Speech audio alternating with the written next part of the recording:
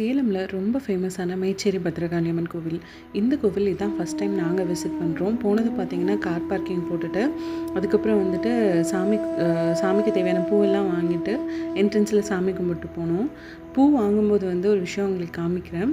என்னென்னு பார்த்தீங்கன்னா, கருவறையில் இருக்கிற அந்த அம்மனை என்னால் டைரெக்டாக காமிக்க முடியாது. ஆனால் இந்த பூக்கடையில் அந்த அம்மனுடைய ஃபோட்டோஸ் வச்சுருந்தாங்க. அந்த ஃபோட்டோஸை பார்க்கும்போது அவ்வளோ ஒரு ஆக்கப்பூர்வமாக அவங்களோட முகத்தை பார்க்கும்போது நம்ம கஷ்டமெல்லாம் தீர்ந்துட்ட மாதிரி இருந்தது எனக்கு. நான் உள்ளுக்குள்ளே அந்த அம்மனை எப்படி பார்த்தனோ அதே மாதிரி தான் இந்த ஃபோட்டோலேயே இருக்காங்க. அந்த ஒரு வைப் எனக்கு ஃபீல் ஆனதை நான் உங்களோட ஷேர் பண்ணியிருக்கேன். கோயம்புத்தூரில் இருக்கிற பத்ரகாளியம்மன் கோவில் நாங்கள் அடிக்கடி விசிட் பண்ணுவோம். எங்களுக்கு எப்போல்லாம் கஷ்டம் வருதோ, தாழ முடியாத துன்பம் வருதோ, அப்போ நாங்கள் அந்த அம்மனை பார்ப்போம். அந்த ஒரு எண்ணத்தோடு தான் நான் இந்த அம்மனை பார்க்கவும் உள்ளே போயிருந்தேன். அவ்வளோ ஒரு பாசிட்டிவ் வைப்பாக இருந்தது.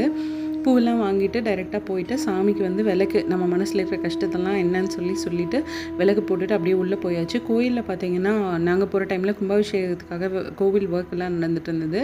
ஸோ ஃபுல்லாலாம் எடுக்க முடியல. ஸோ தம்பியும் கூட்டிகிட்டு நாங்கள் உள்ளே போயாச்சு. பேர் நான் கேள்விப்பட்ட வரைக்கும் இந்த மாதிரி பத்ரகாளி அம்மனை பார்க்கும்போது பயப்படுறாங்க. தயவு செஞ்சு பயப்படாதீங்க.